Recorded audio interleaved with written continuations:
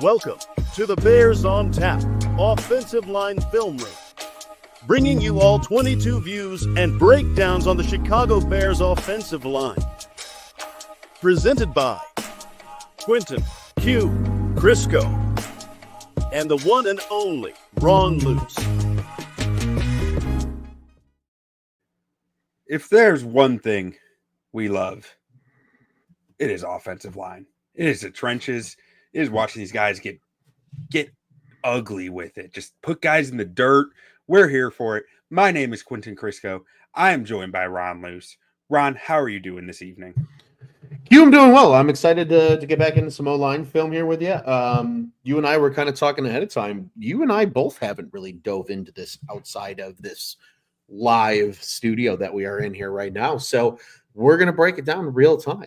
And that's almost kind of exciting because I'm intrigued to get some of your kind of quick off the dome thoughts instead of some maybe, because you've already watched it 4, 5, or maybe 12 times over.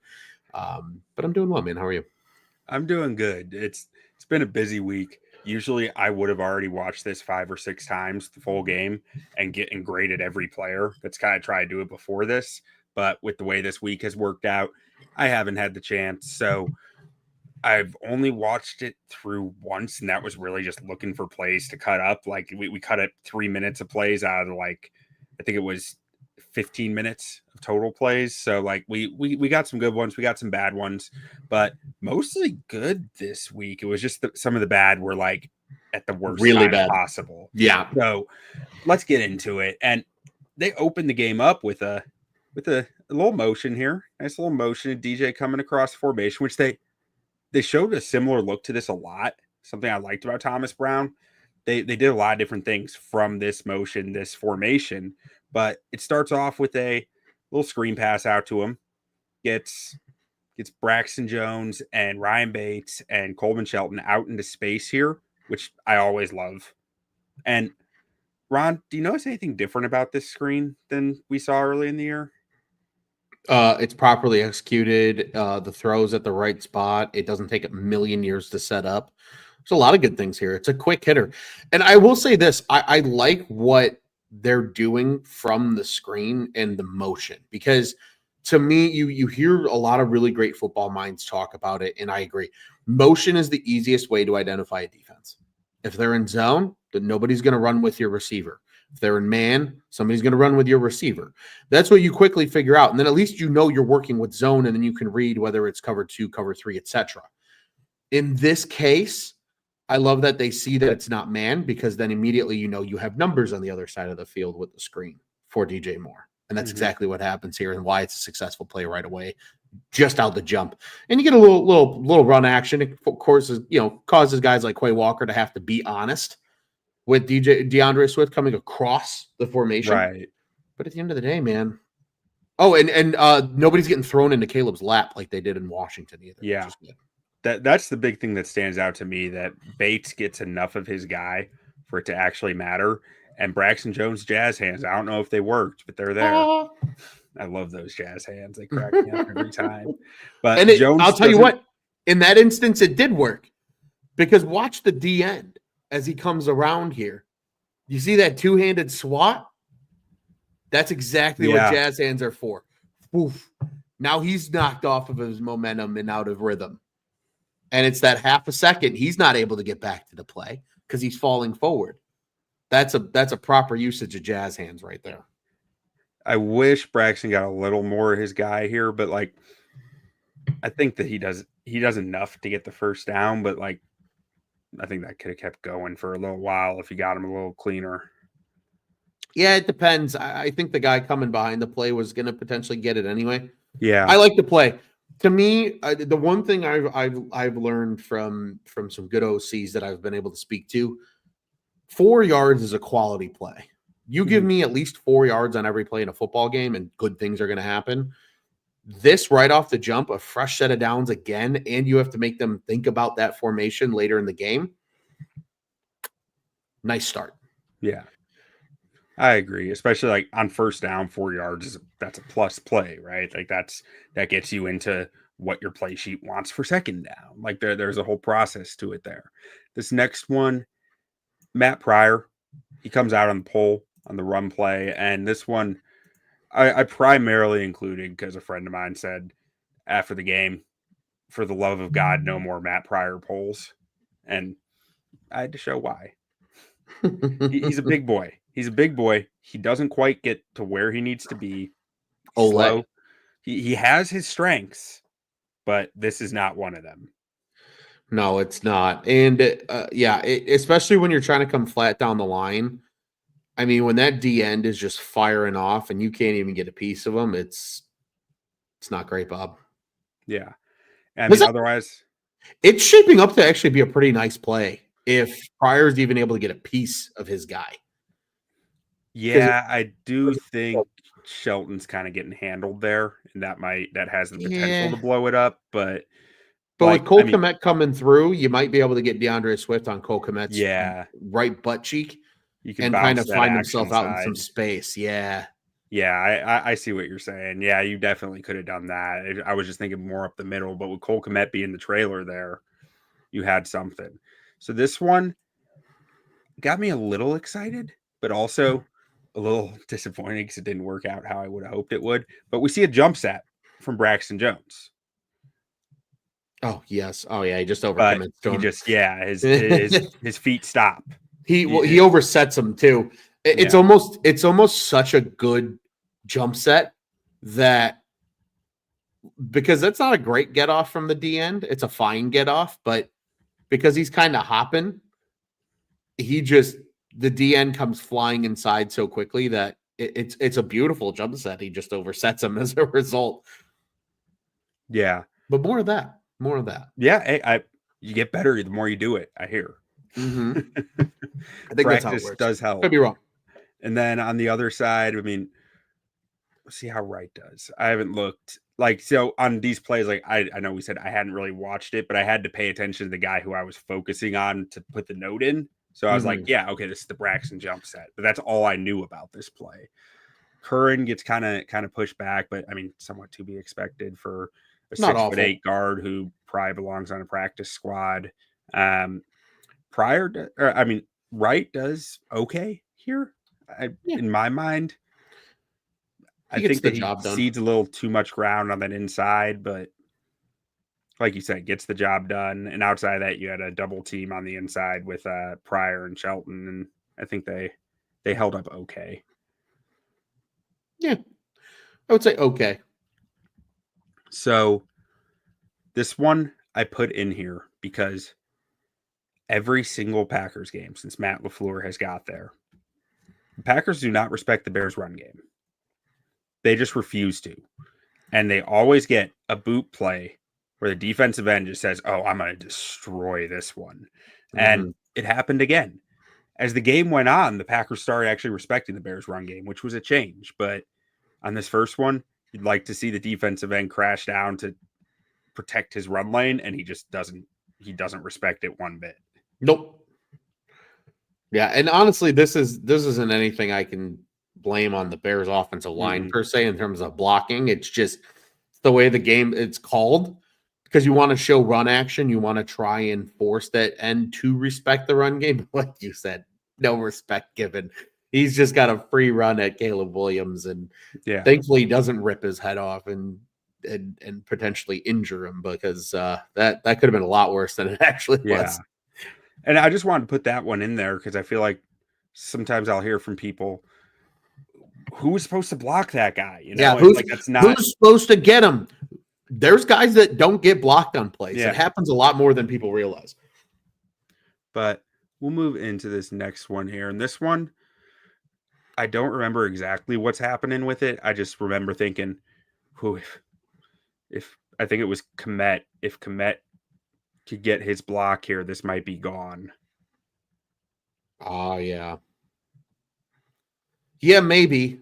It was a maybe for sure. But definitely a maybe. I think, but this is beautiful run action, though. I mean, this is what you draw up when you go kind of with the, I believe this is just pretty standard inside zone.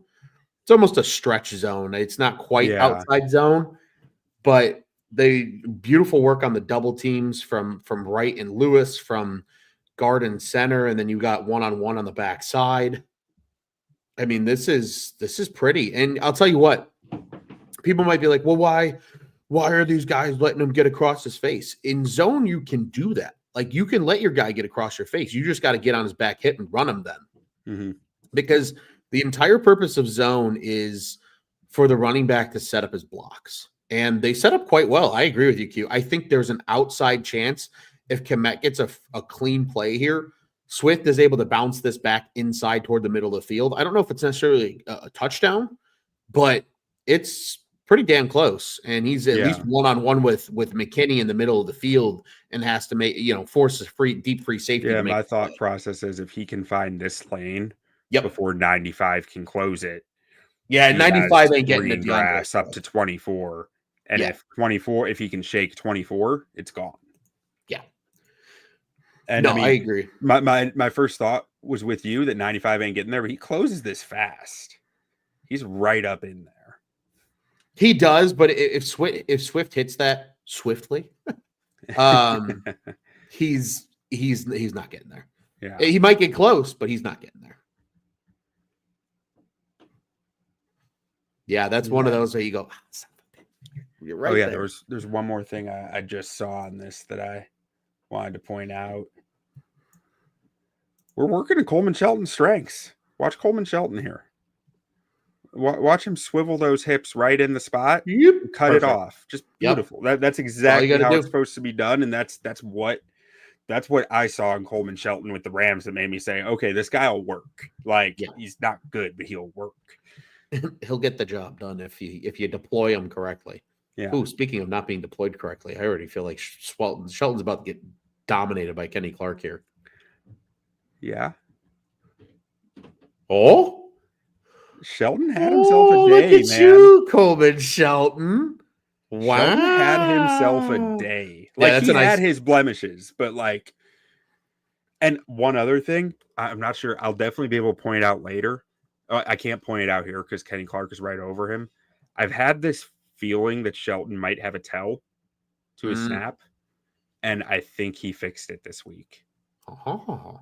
I'll get to it once I see it in a rep here, but the other thing that I saw in this was DeAndre Swift getting in there and getting Quay Walker handled very nicely. Especially with I think a lot of Bears fans see DeAndre Swift and they don't think he can be physical. This is how you get physical. If you can pass block and you're willing to give effort and get in there and get down and dirty, that's pretty. It gets the job done. That's all it needs to do. Doesn't need to be pretty. It just needs to be effective.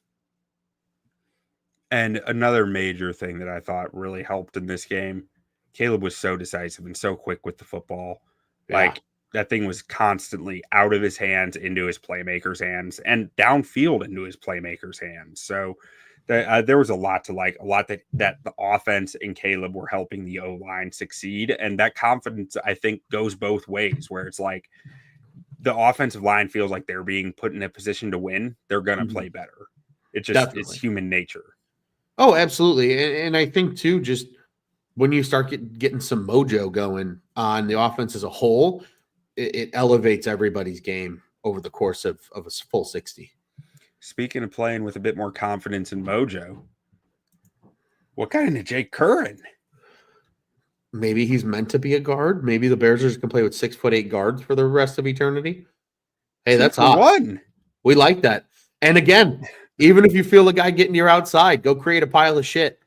That's exactly what happens here. And this is Q. If we could do a montage compilation of Ron Luce saying create a pile of shit, this is the cover photo for creating a pile of shit. Yeah. Because this is exactly why it's effective. Guys start tripping over each other and you become ineffective as a pass rusher if you're on the ground. Now, pile of shit. Yeah, I will say, if I am a Vikings defensive tackle, I'm looking at this rep and going, oh, those feet stop. Oh, those feet stop. But he makes up for it. He has the length to be able to make it work, and he does. Yep. It's knowing what you're good at and making up for things you're not with some of your strengths. Oh, and I didn't see this before. One of my favorite things to see from Darnell Wright, just with Rashawn Gary giving him that long arm power move. Mm-hmm. And he just absorbs it, knocks Gary down Gary knocks himself down because he's trying to push and he's going nowhere. Like, that's beautiful. I mean, it's not textbook to give your chest, but like Darnell Wright can some of the time, a lot of the time. So Darnell Wright's enough of a freak where he can do things that are unorthodox and get away with it. Yeah. It's just love not to see fair. him buckle under his own pressure that he's applying. Like, that's just. I wish I could have been like Darnell Wright in my playing days. Would have been nice. Too, man. I also am not 6'4" plus and long arms. I don't have that, unfortunately. Yeah. One of the things that's actually so interesting about Wright to me, his arms are very average. They don't meet the 34-inch threshold. I think he plays a lot longer than he does. He's so good at like we talked about earlier this year. He's so good at playing with one arm that his length is longer than it is measured.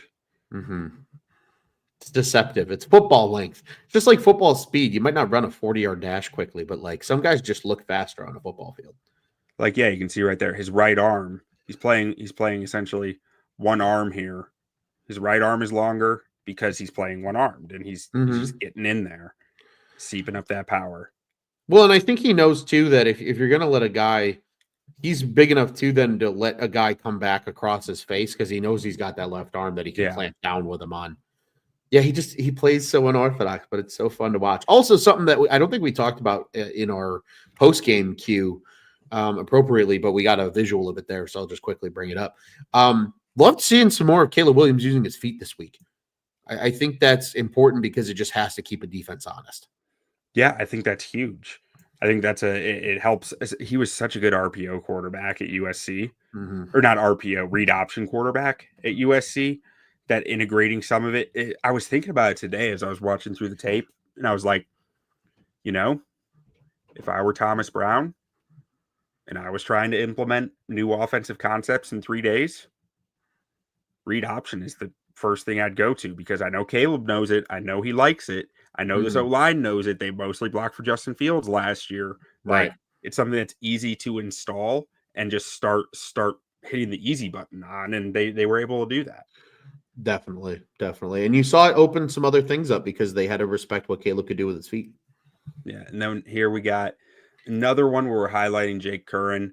This one was for a not so good reason. So you start to see a bit more of his limitations here. But overall, I mean, he impressed me at guard. I did not expect him to be as solid as he was. But on this one, he working the combo up to number 7 just never actually works. It gets hung up on 94, which is generally like 94 is putting up a fight there. But if he's going to 7, get to 7 is kind of where I'm at with it. Yeah, and you almost wish in this scenario that you take care of first level first. But yeah, I mean, it's not the worst. It's not the worst prep I've ever seen. I will say I don't love like his hand action coming out of his stance. It just feels really like unnecessary. Yeah, that's what, he's just chopping his arms right there. It looks like he's trying to chop a loaf of bread with his hands. Just I mean, him and Braxton are both they're like mirror images. Yeah, it's weird. But I think he's so focused. I think he's so focused on coming out and like moving his hands because I'm sure that's what they're taught. I can't stand Craig Morgan. Anyway, I wish he would have just given more hip initially because he's so big. Like, use your size, get into him, give your hip, work half a man, and then as you feel Braxton coming around, then that's when you peel off the 7. It's definitely a rep they're going to look at in film, and I'm sure that's the exact thing that's being discussed is, hey, give him more hip, be a little more stronger, use that power, and then peel off at the last second if you have to. Because realistically, if you're seeing how it's just shaping up, if Curhan stays on 94 and Quay Walker peels over the top almost to like closer to Coleman Shelton, Curhan can come off, slam his hip, push him out, and then maybe you create a little bit of a hole there for DeAndre Swift. I'm not saying it's perfect. I'm not saying it's going to work every time, but that's at least how I would be encouraging it of like, hey, if he's coming down, unless you feel he's a true threat immediately, stay on your guy and then wash off on him when he gets closer to you. Don't feel like you have to work up there if you aren't getting any kind of movement on 94. I mean, so even my thought process there is like you said, you want to move the first level first. Like that's priority. So in my mind, it's even see you're not going to get to 7. Clear as much this way as you can. Give Swift a little space to give a shake and make a miss. Like it, but being in between, being halfway gets you nothing. Like that just blows it up. But if 7 gets in there and you've given Swift enough space to work by blowing 94 off the ball, that'll work in my mind. Definitely. Yeah, and in Q, just going back to what you were saying, what do you implement to help Caleb out? There's your RPO. There's your read option. And I would almost make the argument that I don't know if Caleb made the right decision here handing it off. It's kind of in no man's land because 55 kind of hangs out there, and then as he sees the run coming downhill, he starts to commit coming downhill. So like this is right here. Yeah. Right, or like right about here, he's reading it. Yeah, I mean, at the time, it's the right read. Yeah, maybe that's just a great play by 55, getting downhill and at least causing a little bit of disturbance kind of in the pile. Yeah, I think ultimately, if you're sitting here saying if Curhan hits his block in 7, this is the audit. This feels like the right read much more. But because Swift definitely has to hesitate because the block isn't hit, yeah, it lets 55 back in on the backside. Definitely. Well put. And still productive run. I mean, they still get movement, still get yardage. We got another screen here. This time you have a little, no motion, but you have, I don't think there was motion. Let's see. Oh, no, DJ was in motion again across formation. Mm-hmm.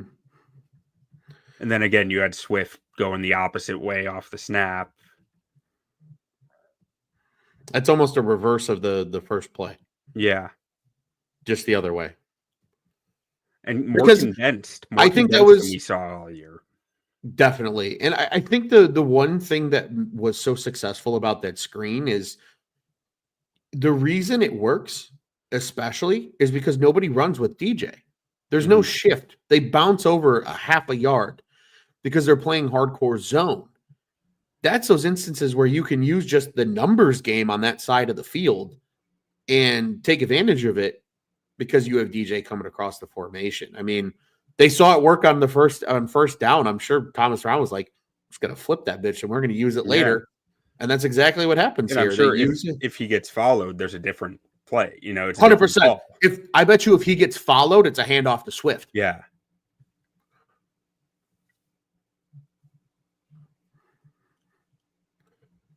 Beautiful. I didn't even remember to watch the blockers on this. It's good. Yeah. I like it. Interesting that Pryor ends up outside of right on it, though.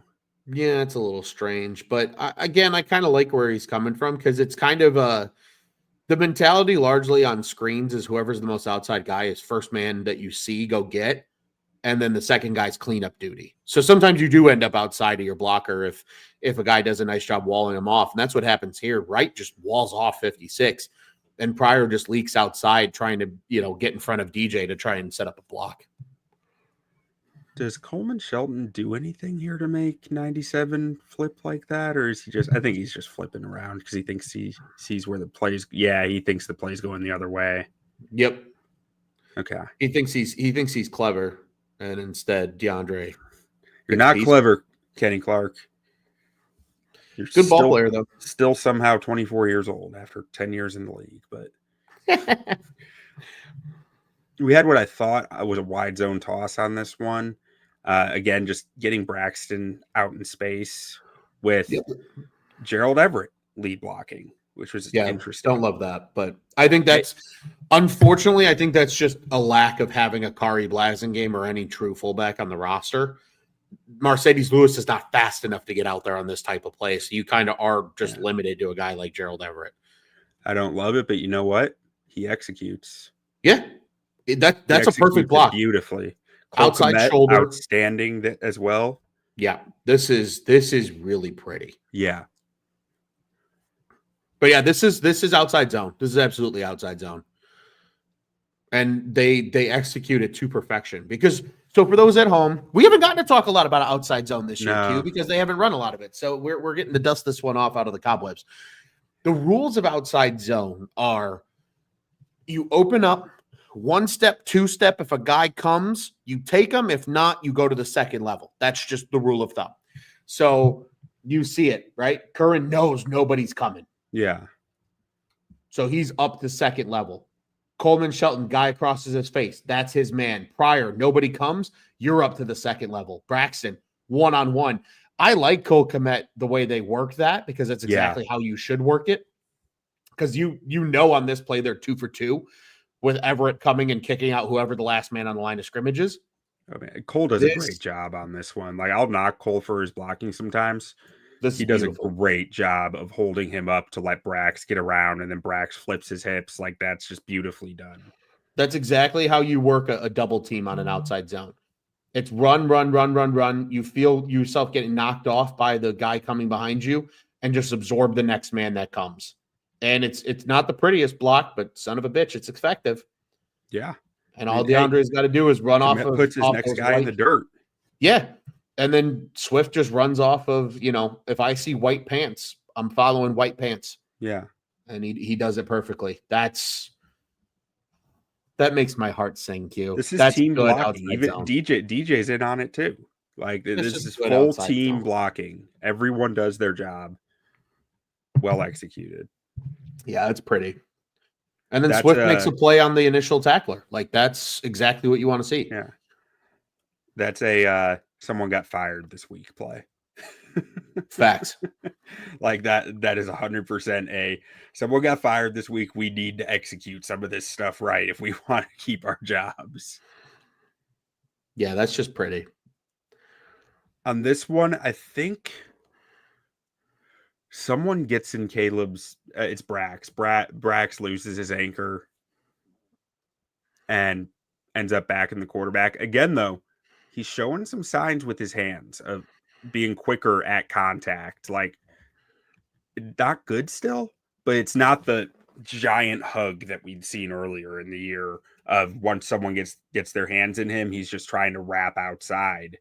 He at least gets him in there pretty quickly and is able to transition to his strength, his length, and try to use that length. It doesn't work this time, but Caleb, I thought it was really interesting to watch his feet on this throw of just, he knows it's condensing down, doesn't even steps back a little before, or maybe not steps back, but just is aware that he doesn't have the space to step into it and can kind of, he almost like lean his body in. Yeah, he almost taking up that space. He flamingos it a little bit. Yeah, like he gets up on that one leg and just uses the torque of his upper body to get the throw out. Dude, it's a bullet too. Oh yeah, his arm talent was on full display Sunday. But I was told he doesn't have a good arm. I was told Tyson Bajan's a better quarterback. Is this true? No. Okay. No. Just making sure. Nothing against Bajan, but like, Caleb throws some ropes, man. Yeah, like, he does. He throws some bullets. Slinging that thing, especially in the second half Sunday once he was starting to really feel it. I mean, it's reminiscent of Cutler. Like, because Cutler threw some fucking ropes. Like, yeah. I'm seeing some of that from Caleb, which is fun. It's fun to see. Might hurt his receiver's hands a little bit, but so on this one, I wanted your opinion on Roschon here. Do you think that was just like a green dog where there's nothing, if he blocked, the guy wouldn't have come if he went? I don't know. Quay Walker is such a weird linebacker sometimes. Like, he doesn't look like he's coming or trying. You know what it is, Q? Guys that don't do things properly but are just physical freaks and can get away with it are the most infuriating players on the field because they don't look like they're trying.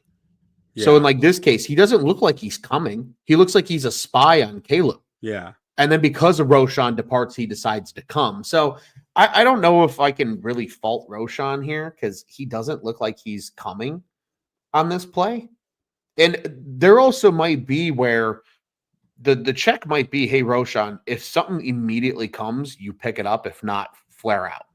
And if that's the case, then you would hope for some kind of communication. I mean, that's just I think just a good play by Green Bay defensively to outwork what the Bears do in terms of protection. And Quay Walker kind of lulls everybody into thinking he's not coming, and because he looks like he's serving as a quarterback spy on this play. Yeah. If you watch his body language, like 1, 2, 3, and then he kind of like again, we don't know if Roshan's responsible for pass block on this play either. He might not be. He might be, hey, give a look that you're pass blocking and then flare out. That way you become the check down at the last second for the play. I would argue here, if I'm Caleb and all of a sudden Walker comes, you got to get this ball out to Roshan.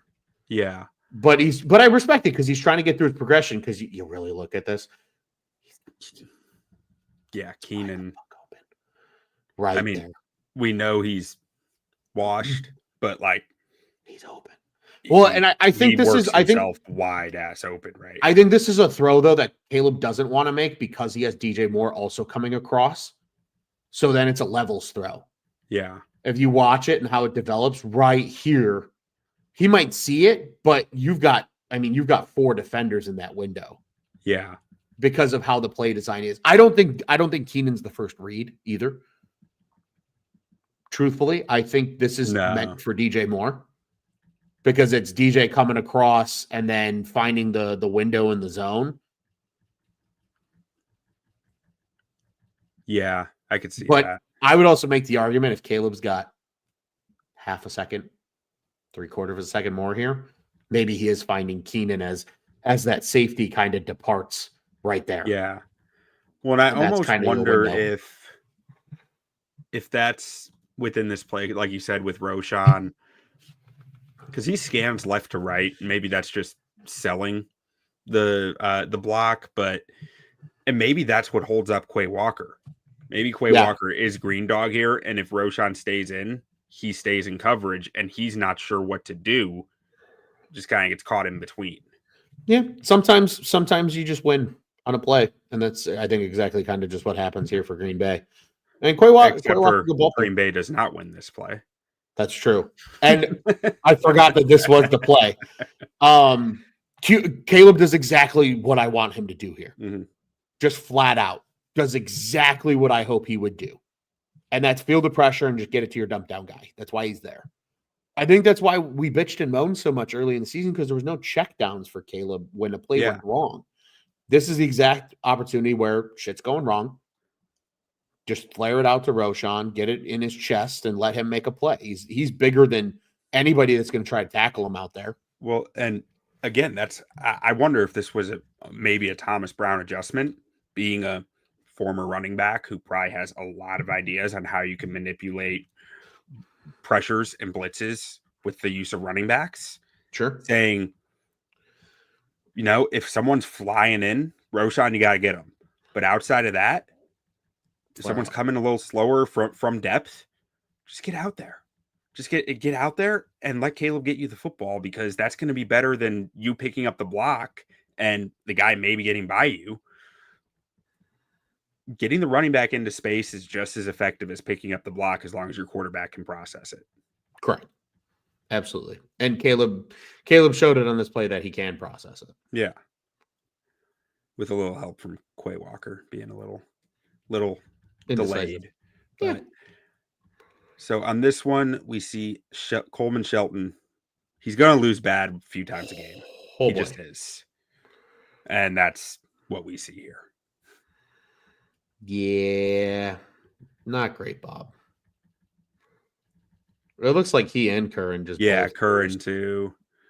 I was flying through this to make the notes, so I definitely missed some stuff. Curhan definitely, he gets across Curran's face without any punch, and then, at that point, move up to the next level. Don't go backwards, but...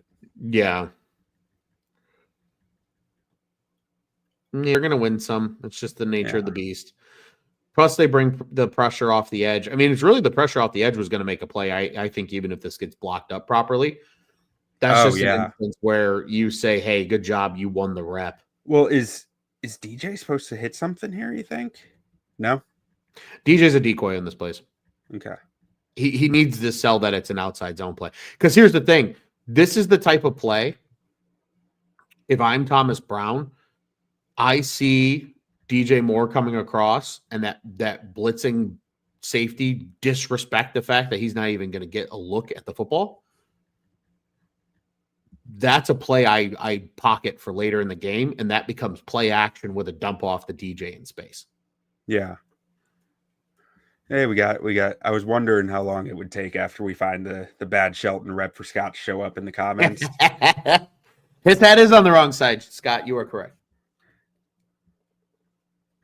But yeah, like I was saying, he's gonna lose a few bad every game. It's inevitable.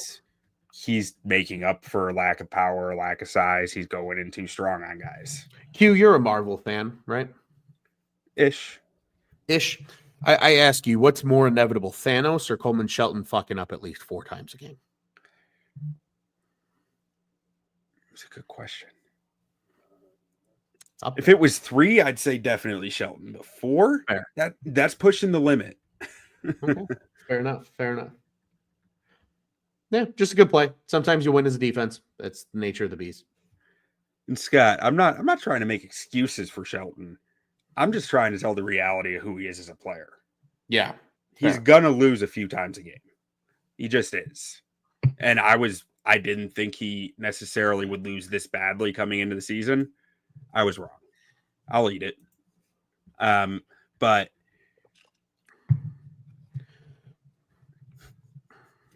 four times a game, those are rookie numbers. You got to bump those numbers up, Scott. Love it. All right, so the offensive tackles kick some ass on this play. I really liked this rep from both of them. Oh, yeah, that's hot. Like, 2 very different ways of doing it, too. Like, Wright just absorbs everything and says, try to move me. While Braxton is able to finesse his guy around and then just wrestle him down. With some help from Curhan. But really, I guess Curhan was a big part of what happened with Braxton. He might have lost that rep, actually, if Curhan wasn't there. Yeah, but that's the beauty of these type of plays. When you're a guard and you got a free tee-off shot on a guy like that, that's what you got to do. Good on Curhan on this play for doing exactly what you're done. If you are the uncovered guard, kick step, nobody's blitzing from depth, go tee off on somebody. And that's what he does here. Nicely done. Beautiful. And look at your boy Coleman Shelton handling to Darrell Slayton. I was going to say that's actually stopping really power. That's a really nice he played a block. game in this game. Like he did have a few of the what the fuck reps, but inevitably his best game of the year, I thought. Which is still from what we've looked at so far, I would tend to agree with you, Q. I really would. And good on him. I mean, this is a tough rep here. He gets a good stick. I like the kind of the hand usage here. He gets that first hand because I forget he's a left-handed center. That always drives me nuts. Gets that right hand up paw on him first and then just wrestles him down. It's a good play. It's like you just wonder if somebody's open. Because it's blocked beautifully. I mean, it's blocked absolutely beautifully. Another one where you see the offensive tackles doing a nice job out here, starting with Braxton. He actually shows some stopping power here. Better than we'd seen early in the year. Oh, I don't know who he's going up against here. It looks like Lucas Van Ness, who is a powerful dude. He's raw, but he's a powerful dude. Kind of impressed by Braxton being able to do that against him. I haven't watched any Lucas Van Ness tape to tell if every offensive tackle is doing this against him or not, but can we really quickly, I know this is the O tackles kick ass. Can we talk about the freaking stunt pass off on the TT stunt here? Yeah.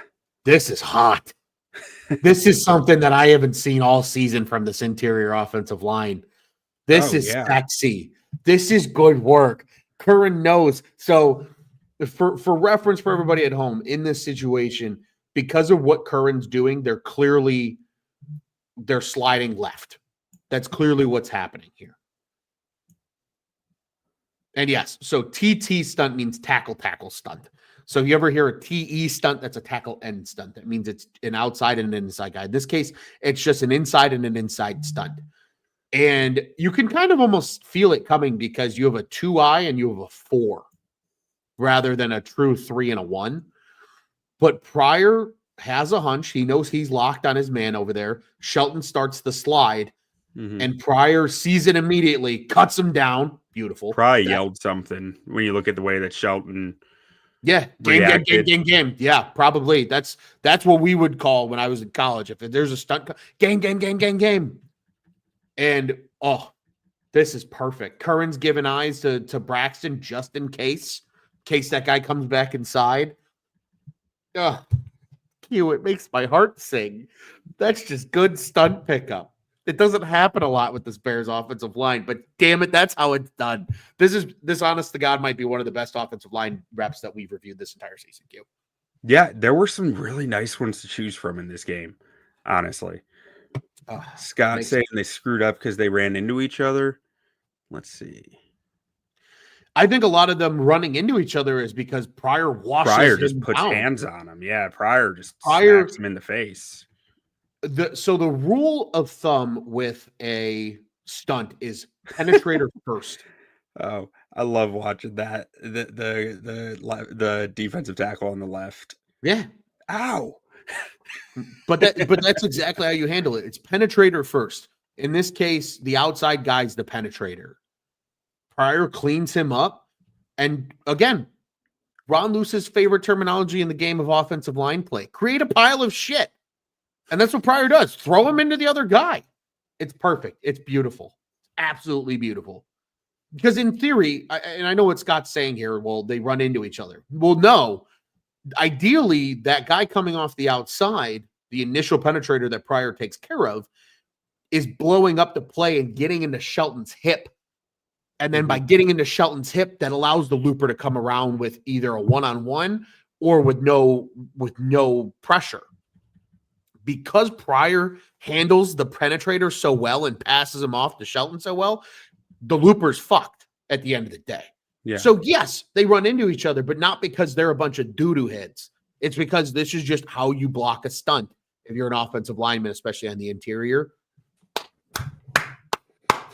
Well done, boys. Well done. So this one I thought was a good question of inside zone or duo. Because I see vertical steps and I see horizontal steps. Yeah, I mean, you could make the argument that this is probably duo. It kind of feels like it's a little bit of both, if that makes sense. Yeah. In the sense of like there's inside zone concepts at play, right? You're working stacks, you're working things like that. But typically, even on an inside zone, somebody's going free. And that doesn't happen here, right? Okay. You've got Darnell Wright going out to the end. You've got Cole Kmet taking the end. And then you've just got stacks on stacks with the two inside linebackers. Then you even have Keenan coming downhill to make a play. To me, this probably is a little more duo. But at the same time, I mean, you could make the argument that this is still kind of some inside zone elements to it as well. I think with inside zone, though, there's also more. I think there's more horizontal movement. So I would call this more duo than I would inside zone. Okay. That's kind of where I was leaning because of the right side of the line. It seemed much more horizontal, but I wasn't completely sure. Nope, I think you're spot on. I think that's exactly what I consider this. Roshan just flying. Yeah. I believe I can. Oh, we can't yell. We can't sing his songs. No. We have a busted inside zone run here. Let's see what I was thinking on this one. Oh, it's Matt Pryor. Oh, Jesus. It's Matt Pryor. He just creates a pile of shit in a bad way. No, he gets stepped on by Darnell Wright. Well, that would lead to a pile of shit. Yep. Yeah, and that throws right off. They both trip and fall over each other, more or less, is what happens here. And I would make the argument that if Matt Pryor moves his feet properly, there's no issue here. Because 1, 2, like second foot never really comes, and then he gets stepped on and he falls, and then shit goes south. And otherwise, it's blocked fine. I think there's something here. If Pryor gets a hat on that inside linebacker, there's something here. Yeah. It's just unfortunate that two big lumbers on the right side of the line just fall over each other. Yeah. And then poor DeAndre Swift gets killed as a result. Sorry, Big Pimp. All right, this is everyone's favorite. Oh, Actually, yes. Let's see Scott's comment here with Shelton to turn your hips Pryor. Sorry, I thought you were saying turn your hips Shelton, and I was like, I thought he kind of turned his hips. Yeah. No, he definitely should. Okay. Maybe not completely turn his hips, but you can definitely, especially if you know you're working that stack, if that end disappears to the outside of you, just go to the second level. Don't even try to shuffle your way up there. Just go. Yeah. Just to give another shot to people. Sorry, my rewind is not as fast as my forward, so it's always a process on that. Well, poor DeAndre. All right, now to the one that everyone loves, and we are watching. Q, I gotta ask, how many times did you watch this before you fell asleep on Sunday night? Quite a few. Like, was this your lullaby to like get you? Like, was this your ASMR to get you to fall asleep? You know, I actually got to be honest. I was still pretty devastated. I didn't watch it at all. Nothing was taking me out of that coma. Well, then son of a bitch, let's watch it again because this thing is a work of Yeah. art. Like this whole play, Q, if you don't mind, can we take it like level by level here? Yeah. Because this is just spectacular. I want to start with the receivers. Because yes, Braxton's coming out in space. But watch Rome Odunze and Keenan Allen and even Cole Kmet on this play. It's gorgeous the way they pick this up. Like, this is what you want. When you got receivers that can block like this, your run game can make a difference. People always laugh at me when I tell them that when they tell me the Bears like are 25th in the league in yards per game rushing or yards per carry. And I'm like, the receivers and the tight ends have really struggled. And they're like, stop making excuses. And it's like, receivers matter a lot to the run game, especially when you're in condensed formations like this. They are so important. Q, if somebody tells you that receivers and tight ends don't matter in blocking, just immediately assume they don't understand the game of football. They're just a casual fan. Yeah. Because they absolutely matter. Everybody on the field can block. And this is exactly an instance of that. Wash down. Get Braxton's big ass out in space. Let him absolutely put a man on a poster with a big run block. And then you've got DeAndre Swift one-on-one with the big shit talker who gets his ankles left at the 20-yard line. Yep. That's pretty. Oh. Q, there's something about a beautifully blocked run play that just gets the blood going, man. It's just gorgeously done here. It's a thing of beauty. It's a literal thing of beauty. And you know what the best part is like, this is so well blocked on the outside, and that's where all the focus is gone. I don't even know what happened on the backside of the play. Haven't even looked. Haven't even bothered. Oh man. All right. I gotta look at everybody inside of son of a bitch. That's really good. Coleman Shelton gets to his man. Yeah. Curhan runs with his Cuts man. Off. Pryor just, and you know what? Boxing Stop out. it right there. Box out's fine. That counts. Everybody's like, why is he turning his back to the guy? You can box people out as a block. I've boxed guys out as a block on outside zone before. Sometimes that's effective. You just got to get in the way. Oh, Darnell Wright getting upfield all the way on the backside and giving a hand, making the guy see. And people always say, well, he doesn't hit anybody. If you make a defender run underneath you, he's already at a disadvantage on an angle on the ball carrier. That's still just as good of a block if a guy has to run underneath you. Oh, it's just beautiful, Q. No notes. 10 out of 10. Love it. This is. Shelton gets got again. This is the first shot. That's the first shot. That play, the really nice, the TT stunt. Q, I think this is the first time that we've done an O-line session that I'm going to leave this O-line film room with a sense of serotonin and dopamine pumping through my veins right now. Yeah. It's yes, so good. So good. Now, on this one, Shelton gets got. So this was the second time this game where I saw Shelton just get. So we're halfway to the 4. Yeah. Just gets handled. Yeah. And in this case, I think this is just an instance of Shelton doesn't have the longest arms and 94 just bench presses him. Yeah. And just throws them the other way. Yeah. Yeah. That one's as simple as that. This one, I wanted to point out just Caleb learning. And this is an O-line show. But Caleb learning that 56, when he sees that color coming into his vision, get that thing out. Get rid of rip the it, football. rip it. Because a few weeks ago, he tried to extend off this. Yeah. He didn't try to extend here. He just said, okay, I see color. I'm Let it getting rip. it. Oh, yeah, and he lets it rip, man. Because I don't even think this is all that poorly picked up by the O-line. It's just gamed up well, and it's a slow developing stunt. So It you got to is. get the ball out.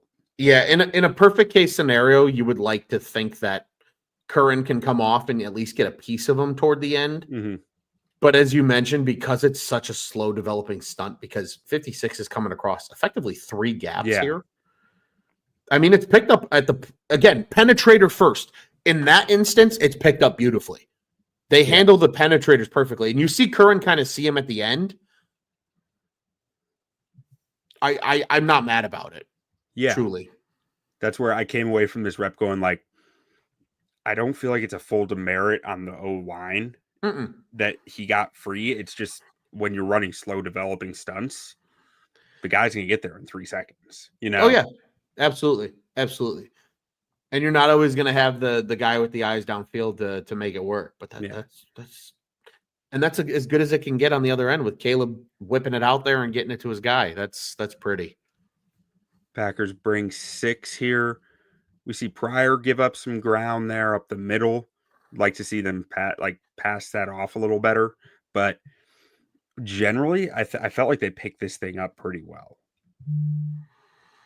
Yeah, I mean, I like how they picked this up. I agree with you. I think in a perfect world, Pryor and Shelton are just trading guys more so than kind of crisscrossing each other here. But I mean, at the end of the day, you can make the argument that, they still kind of get the job done. It's not always going to be pretty, but as long as it's effective. He said it. Holy shit. He had a good rep. He's had a couple good reps, Scott. I know. I'm in just as much disbelief as you, my good friend. I really am, man. I mean, so on this one, to be fair, it is Quay Walker. Sure. It is a linebacker. It's not a D tackle. No. I always got to play the opposite side, no matter what. I appreciate that.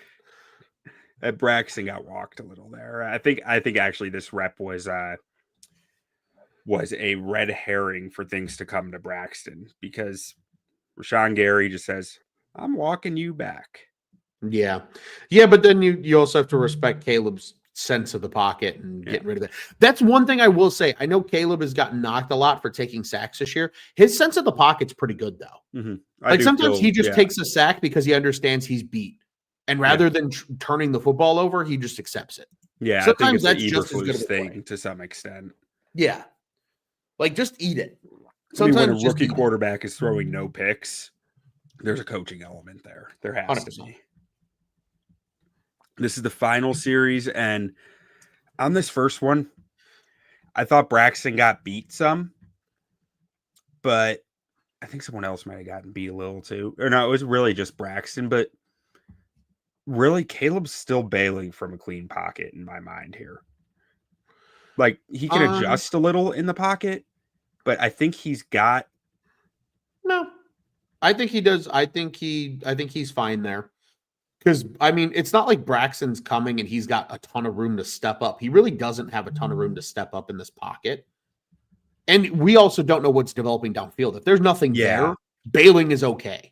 I guess I'm assuming that there's something coming open downfield, and I felt like it seemed like he was early to say, "Okay, I'm just gonna run it," but I didn't look at the full field shot to see what was happening downfield.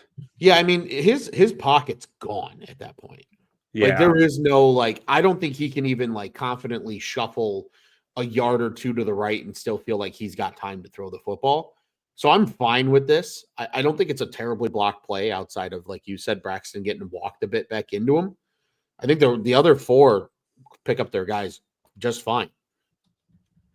And I do feel like there's been a lot of redemption for Braxton Jones today and yesterday over his PFF grade and some of the highlights of it. But I don't know, man. I came away with such a sour taste in my mouth from this game because of this final series of just this is just an Achilles heel. like that when a team knows in a gotta have it situation you can do this, they're gonna do it every time. Like that, Well, that's where I'm worried about in him. fairness, too, I think this is also the Packers realizing that Rashawn Gary's strength is walking tackles. Yeah. Like that's what he does. He doesn't have a finesse move. He's a power rusher. Yeah. They realized quickly and early on that they couldn't do that to Darnell Wright. But you can do that to Braxton with a guy who's elite at it. I would make the argument that a guy like Lucas Van Ness, who, like you said, is a very strong dude, had a lot more trouble walking a guy like Braxton Jones than a Rashawn Gary's a bad. I mean, from the Packers standpoint, it's telling that they have, I think it's Luther Cox, 55 out here, not Lucas Van Ness in the 2-minute drill of the game to get after the passer. I don't entirely recall. I believe Xavier McKinney was my baddest man pick on the Packers when we did the preview show. I should have taken Rashawn Gary because to me he is the most impactful player on that defense because of what he does. He's one of the rare guys as a defensive end that's truly just almost exclusively a power rusher, but is very effective as a power rusher. And you see it here. He's coming off the edge. He's got that wide 9, and all he's got to do is get that inside shoulder, and he's got you. Yeah. And that's what happens here against speed, power, and it's game over. It's still good on Pryor gives up some ground too. Like if Pryor had given up a little less, maybe Caleb has more room to step up, but I can't put this rep on Pryor. That's Brax in my mind. Yeah, that's entirely Braxton. Just getting walked. I think the everything else, I think it's fine. Yeah. And then we're on 3rd and 19. This is my favorite. No, the next one's my favorite play of the year, but this is my second favorite because pocket gets kept clean. Let's see what Gary did to Brax if he tried it again. 3rd time in a row. He did. I can already tell you based on where his hand is. Yeah. It's that inside shoulder. Boom. Yeah. See that left hand? It's right there. That's what he's trying to do. But this time I think Braxton knows it's coming. And good on Thomas Brown. Brax gets the lift. He lifts it. Like he gets that forklift on him. So he takes away that leverage. Right. He forklifts him, but also good on Thomas Brown knowing that, hey, maybe we'll just have Roshan chip his shoulder. That's just good at coaching adjustment as well. So and then Caleb plays hero ball. Well, to an extent, yeah, but like Wright gets beat right here. Yeah, when he comes back inside, he gets beat. Absolutely. Yeah, he oversets outside, I think. I guess probably not overset. I mean, I would also seconds into the rep, but I would also make the argument here though that if you watch where Caleb's taking the snap of this football from, he drifts to the right. Does he? So I can't get to the snap is on the hatch. He's 3 yards right of the line. I bet you Gary's in his head. Snap. Oh, 100%. I bet you after those first 2 he is. So, again, some of it's also where is your quarterback in the pocket. I think Darnell Wright's rep here is fine. I just think it's unfortunate that Caleb's on his left ass cheek and, Cox can see that. Wright doesn't know where Caleb is. Look at Coleman Shelton. Getting down and dirty. Good on him. I also like Jake Curhan just teeing off on people. So, and then I also love Coleman Shelton coming off here knowing that Curran's going and teeing off on Gary to come off and tee off on Clark. Knowing that Pryor's got, homeboy on the ground one-on-one. And just bam. Oh, yeah. Yeah, that's hot. So, right, he loses. But one thing that I couldn't tell live that I saw once I replayed it a few times, Wright doesn't quit because he loses. Wright finds that hip. Yep. And he pushes that hip. Throw him. 55 goes flying. I thought Caleb broke this tackle. Upon further review, Darnell Wright cleans it up over for him. Mm-hmm. Which is, you can lose and still make a good impact. And that's exactly what Darnell Wright did there. If anybody's learning anything about O-line play, if you're losing as an offensive lineman, where should you hit the defender? Hip. Hit him in the hip, baby. Can't go wrong. And then Caleb goes into playmaker mode, finds And room. honestly, again, though, going back to that Coleman Shelton team off on Kenny Clark, good on him for doing that and recognizing that in that moment. Because if you watch, Kenny Clark is the trailing man. Yeah. If he doesn't get hit, he's probably catching Caleb, and this is another sack. Yeah, good catch. I didn't even think about that. That's a great catch. And you'll see it as you're Because you're rewinding right. here. That's enough to give a yard or two of separation where he And can't in get a the shoelace NFL, tackle. In the NFL, a yard or two of separation is 7 yards in college. Like, that's just the nature of the beast because they're the top athletes in the world. Yeah, if he doesn't get that, that's more than a yard or two. It's not Caleb's uber done pretty. right here. Yeah, it's not uber pretty, but it's effective, and that's all that matters. And then Caleb makes a hell of a play. A fucking insane throw. Disgusting throw. Crazy. And then my favorite play of the year so far, from a pure football standpoint, the protection holds up well. I was going to say also holy beautiful protection here. Yeah. Even though it's a quick developing route, that happens. But like this is pretty. Darnell Wright just absorbing content. Dude, he was doing it doesn't all make game. sense. It doesn't make sense. Like if I did that as an offensive lineman, now mind you, everybody at home, I'm like 5'11", and when I played, I was about 275. If I did that, I'm getting walked. Let's pull it back. It's just not fair.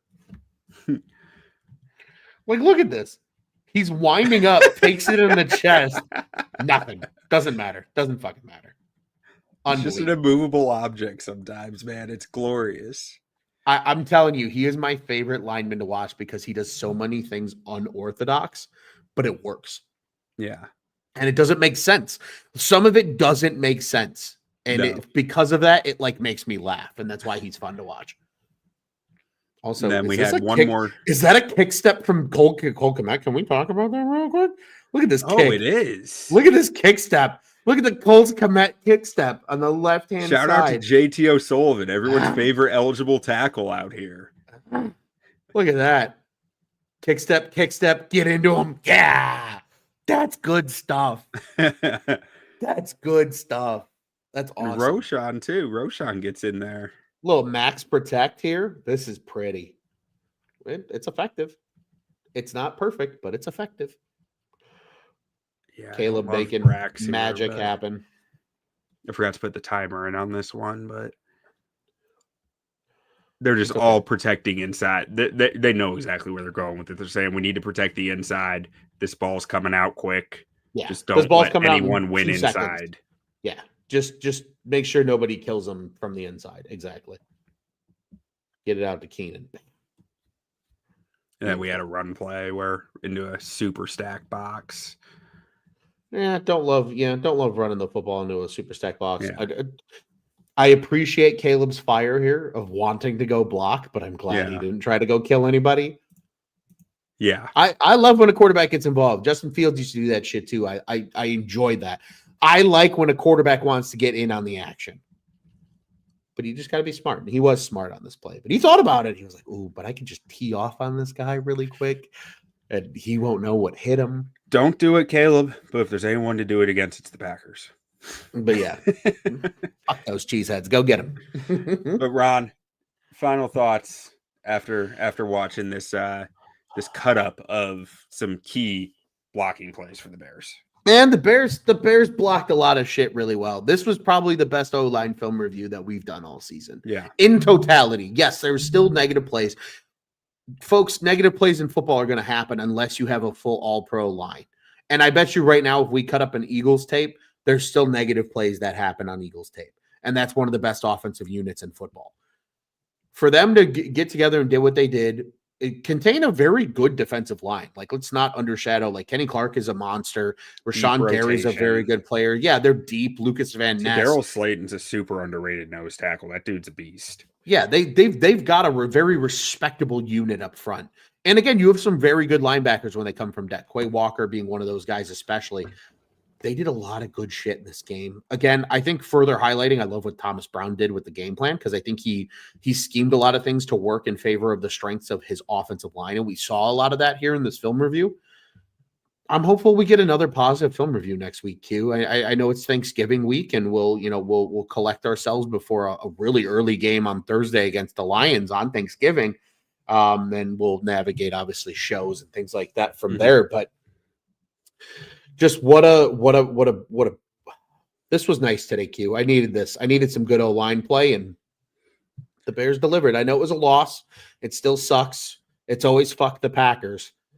But this was encouraging. Between Caleb's play and what the O-line did in this game and what Thomas Brown schemed up offensively, I'm optimistic about the rest of the season. Maybe there's not as many wins as we would like it to be, but I think there's still going to be a lot of good things that come from it, and that's what's most important. You know, there wasn't a single game this clean on the O-line last year or this year. Like they had a great game against the Panthers this year. They had a great game against the Raiders last year. They did it against a good D line here. And that speaks loud to me that, like, they found some answers. What have we been saying on this show all season? You just got to find some answers. Every O-line lacks talent in places. There are so many O-lines in this league that lack talent, but they figure it out. They find stuff that works, and this felt like the first step all year of the Bears finding stuff that worked for their guys. Definitely. And that's encouraging. Q, I got one final question as a final thought from Scott here. No review of the field goal block? I did not, because when I make these, I go to NFL Plus, I search every play that has Caleb Williams in it, and then I hit record and let them play through. And Caleb Williams was not in the field goal block, so it didn't even occur to me that I should review that one. So Scott, I apologize. Scott, I got two things for you. One, you can't touch the long snapper, and two, if you're an inside blocker, you better block the inside, because that's how field goal works. Because it's the only place you're going to block a field goal from is the inside. So it's neither here nor there. It's out of our control. But Q, this was fun. This was a good film review. I am just, there's a lot of serotonin and dopamine pumping through the blood right now, and I'm happy about how this offensive line looked. For these, I try to include every QB hit and every sack. So, like, we saw all the sacks and most of the QB hits, at least. They largely, we saw all the bad reps, pretty much. Yeah, I mean, they overall kept Caleb pretty clean, and it was, again, this was a good Packers defense, so it was a large chess match all day long. I think, as we start to see this Bears team, obviously Detroit's going to be a hell of a matchup. Obviously, Minnesota this week with Flores is going to be a hell of a matchup. We previewed that over on Tap Sportsnet here on the YouTube page. Not so much physically, but from just mental processing, it's a big. They got to be on their P's and Q's. Absolutely. So, hell of a test coming up here, but it's going to be fun. Yeah. All right, Ron. Why don't we get out of here the only way we know how? Bear down, baby. Bear down.